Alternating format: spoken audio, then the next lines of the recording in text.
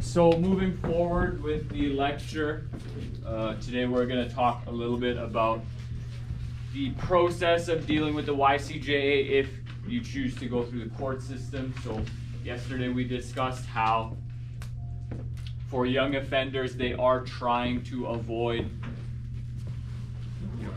youth under the age of 18 having a criminal record. And we discussed a little bit of why that would be a problem for someone who's under 18 as you move forward, and we'll look at that again today. But there are two types of offenses, so summary convictions and indictable offenses. Summary convictions, it's $2,000 or 6 months custody. I'm assuming what that means is that maybe you go to a juvenile detention center for 6 months, right? Like they wouldn't necessarily put you into a prison with adults, but you'd go somewhere where young offenders go, and maybe that process lasts for 6 months. Okay, indictable offenses require a court trial and a judge to act out whatever the punishment is. Okay, there might also be a jury there as well, and we'll talk about what that is. Okay. And as we discussed yesterday, so having a criminal record can affect and impact all of these areas of your life, but also having a youth record, let's say for repeatable offenses, and that offense might change, or sorry, your record does renew around 18, so the YCJA stuff kind of goes away, unless obviously there are some serious criminal offenses. But it can affect and impact the type of jobs you can get, the travel that you can, wherever you can travel, and it might impact how you are dealt with in future court appearances if you've been in court several times for several, rather serious offenses. So the court process and how it works is, so there's charges laid. Let's say you vandalize a school and they catch you on camera. The school lays some charges, whatever it is, or maybe you vandalize, the LRC. You have a court appearance where you can make your plea. Either you plead guilty or not guilty. Okay, so let's say, they have you on camera, they have footage of you, you can see your face very clearly. It would be very silly of you to say not guilty, like, no, that wasn't me, even though they can see you clearly. But if someone is laying an accusation that you did something, you could plead not guilty. If they don't have sufficient evidence, let's say if they were lying, right? Or, in many cases in the legal system, sometimes people do plead guilty. And part of the reason for that is that if you plead guilty, then hopefully, the judge will take that into consideration, the jury as well, when you are being processed, when they're trying to figure out your consequence. So how many of you recall, I don't know how young you would have been, how many of you recall the Humboldt Broncos bus crash, right? Okay, so many people on that team died. So, well, just to quickly go over for some people who didn't raise their hand, there was a bus full of hockey kids. There was a full team. They were traveling to a tournament or a game, and they were hit by a semi-truck that ran like a stop sign or something on a highway. And of the 15 people, I think only 3 survived, right? Or there was only 3 survivors, and the bus had 15 or more kids on it. So the truck driver, when he went to court, I don't know why that skipped ahead. When the truck driver went to court, he pled guilty of his charges, and his charges were related to driving offenses, and there were also some issues with the way the company was being run and how much they were working him, and the way his logbook for his time driven. But he pled guilty. Part of the reason was because he from his own conscience, the guy admitted he felt terrible for what had happened, even though to some extent it was an accident. He obviously didn't intend to run that stop sign. I think he fell asleep behind the wheel. And part of the reason was that he just wanted this situation to be dealt with and over with, and he did not want this situation to be drawn out in court. He didn't want the families to suffer. There were so many people involved in this, right? And this kind of goes back to what we were discussing yesterday with the reintegration portion. How do you forgive someone if they were driving a truck and killed your parents or your sibling, or if you choose to have them one day, it'd be a bit hard for you to understand, but if you had children, how do you forgive that person? So this person, this guy, he decided to plead guilty, and they went right to a sentencing. Okay.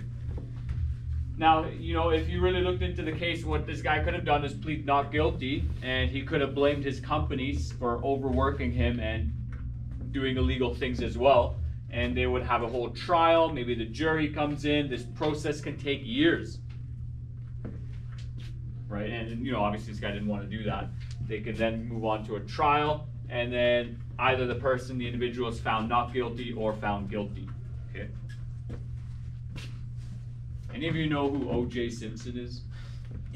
Some of us. Very famous and public case of someone who, from my understanding, was pleading not guilty, but you know, his trial, the jury determined that he was not guilty of the crime he was accused of, although many people believe that he did actually kill the people in that situation.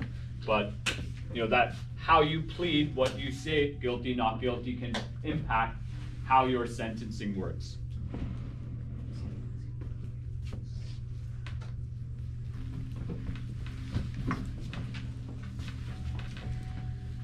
So for the more serious offenses in the YCJA, they will allow you to have a judge, a jury.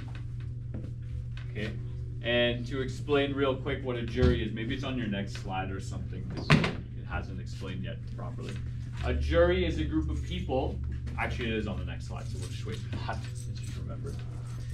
If you're 14 or older, you may do this process. Remember, if you're under the age of 14, the YCJA doesn't try you as an adult.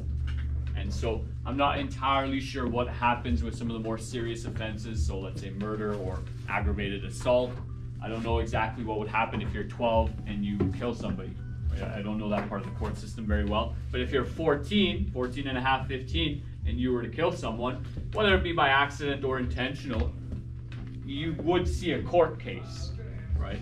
Now, if it's unintentional, there are other charges that get laid. If it's intentional, they'll look into that. Okay.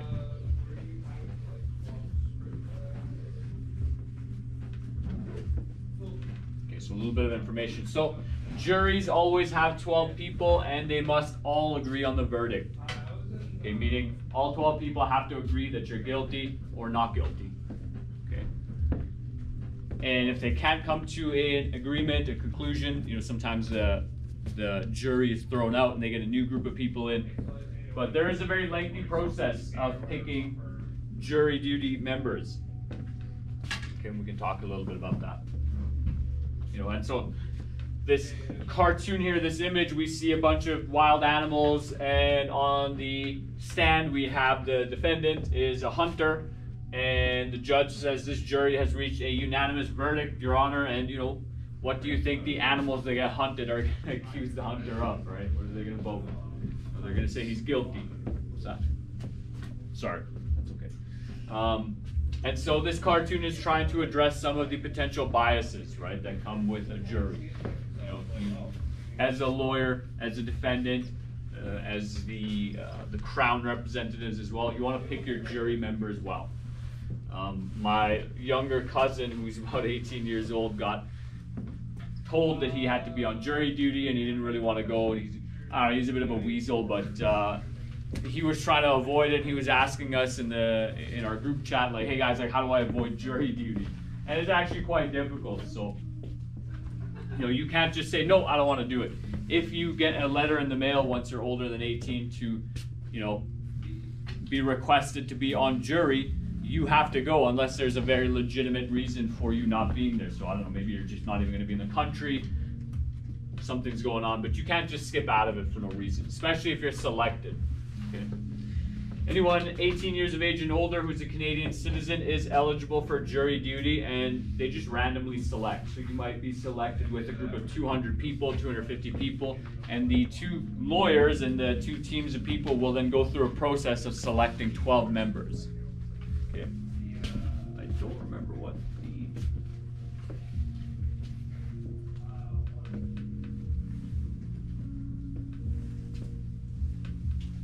So that is one of your responsibilities, right? We talked about the Charter of Rights and Freedoms.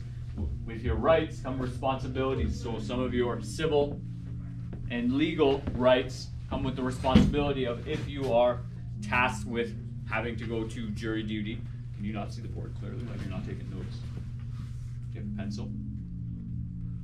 didn't bring a pencil. You didn't have a pencil at your test either. So, you know, let's make sure we're bringing a pencil. Does anyone have a pencil for our friend here? I do. Brayden, do you want to lend him that? And also, I don't know, you just spray on. Thank you, thank you. I just realized I said your name, I probably shouldn't have. Okay, anyways. So, if you can prove that there will be some undue hardship, let's say the trial is in Edmonton and you live in, I don't know, what's like a city, Grand Prairie. And it's like, hey, it's gonna be very difficult for me to regularly travel back and forth, or hey, this case is gonna go on very long. So I don't know, let's say Mr. Quadra gets asked to go on a jury duty for a murder case, and maybe this is gonna take a very long time, and I say, hey, listen, like, I can't just take 2 weeks off from school, 3 weeks off from work. I have a classroom I'm supposed to be in every day, right? That's causing me undue hardship, right? That potentially could be deemed as a reason to not be on jury duty. That's supposed to say time. It says line. Okay, time. Okay. Time. Okay, you also need exempted from jury duty if you know someone on the trial. That's a really good point. If you know somebody in the trial, you know, just like our cartoon back there, you know, if you know someone who is part of the trial process, then you can't be on jury duty. Why do you think that is? Unfair trial.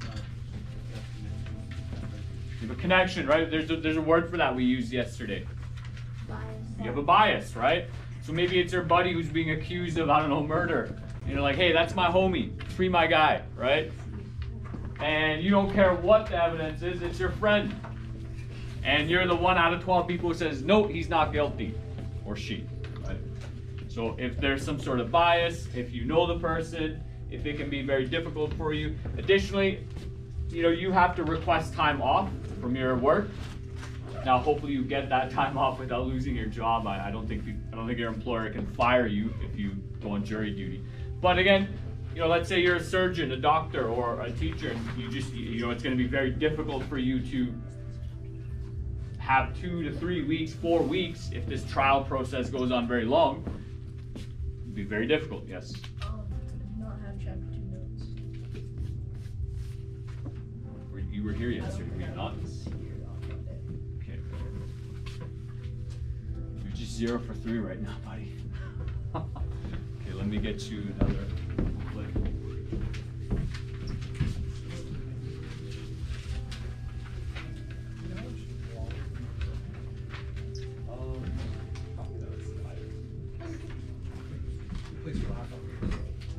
Oh, okay. Do you want to? I'm also recording the lecture. Do you want me to just stop and then you guys replace? You can finish. Okay. Let's see real quick.